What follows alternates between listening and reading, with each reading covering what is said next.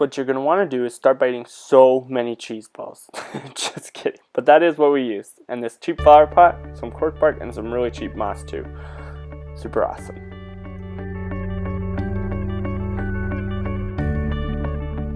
So this flower pot, we just picked it up for like $1 at Home Depot. And what you want to do is you want to cut it in half on both sides, like I'm trying to do here in an interesting way and keep it on camera.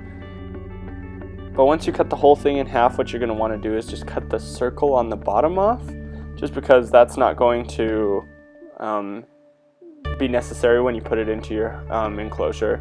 Sorry again about this weird camera thing. My camera, for some reason, every time I make a video has some weird file problem. So you want to take a knife next, poke a hole in there, and cut a bigger hole out, because this is going to be like a knot in the tree that the spider can go into like they would in the wild. So this is after I already had put a lot of it together. I was just experimenting with different glues. The side with the just cocoa fiber on it, really thin, that was a glue stick. And then all around the knot was hot glue.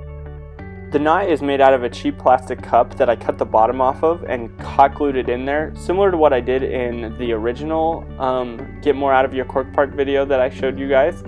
And then what I did was I just had broken up the cork bark previously, like I've shown you guys that I've done a lot more times, and then I hot glued it on, every once in a while gluing some of the moss on as well, just to make it look like a tree basically.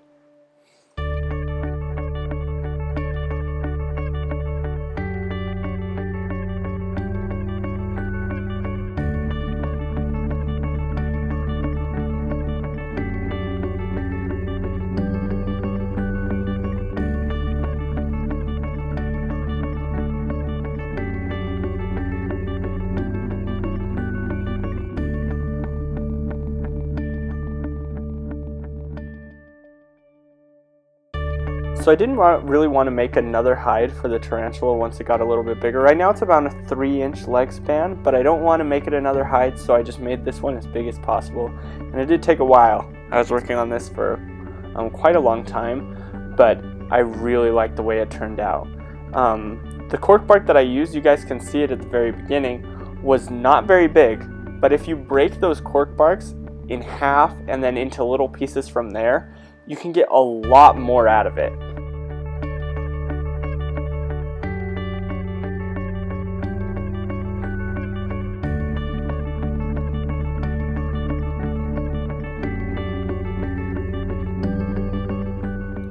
So after a lot of work, this is what I ended up with.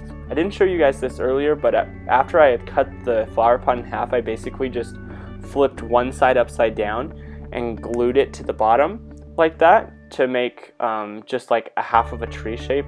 I'm really happy with how it turned out. It was actually a little bit too big for the cheese thing.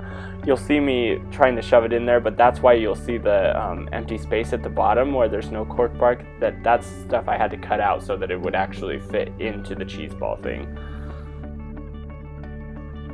So now I had to get tiger butt, or Venezuelan sun tiger, or Salmopoeis Irminia, out of its current hide and into this cup so that I could slide the new tree in. And this was just where he had been hiding before, and you guys will see how big it is a little bit relatively. I didn't like put my hand up next to it or anything, but there it is.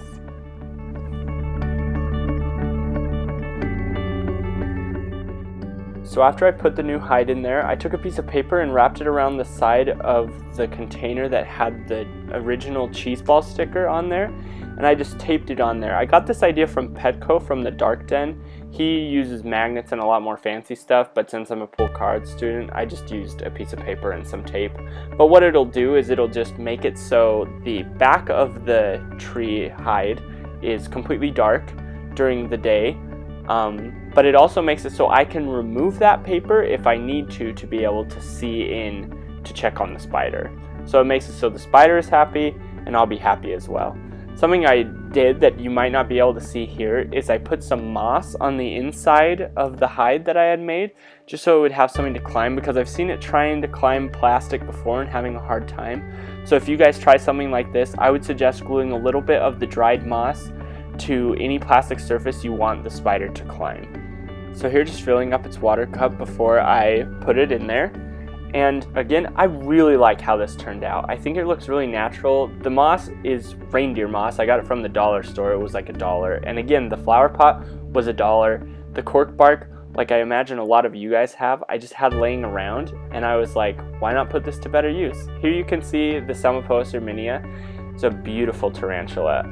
I got this originally to do a report on Venezuela, but it quickly became one of my favorites. It's a fantastic eater, and here it was actually very, very relaxed. I thought that it would be a lot more skittish, but it really didn't want to leave the cup. But other than that, it's a very, very good spider. I would recommend this to anybody who wants to try having arboreals besides Avix. They're incredibly good eaters, and I don't know, I just love this one to death.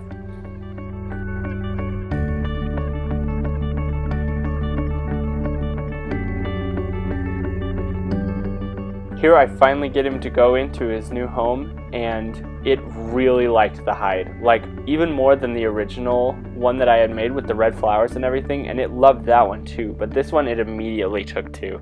As soon as I put the lid on and everything, I went to look for it and found that it was just sitting in the knot that I had made in the little tree, and later on it made a hide. It made a home down in the moss on the inside of the enclosure, which is like the purpose I have anyway. Here I show just where I have some ventilation on the sides, not only on the top, because that's really important for arboreals. But there you can see it, just sitting in the knot, and here's a better picture of it. I'm really happy with how this turned out, and I really think you guys should try it as well. Again, huge shout out to Petco from the Dark Den. He's the best, check him out. And if you guys haven't checked out our Facebook page, check us out there too. And hoping to sex it on its next molt, but can someone please tell us if they think it's a male or a female? That would be awesome. Well, we hope you guys enjoyed that. We love making videos, and we're going to be making at least one a week, and we want to hear your comments. So please like and subscribe if you're new, and have a great day, you guys.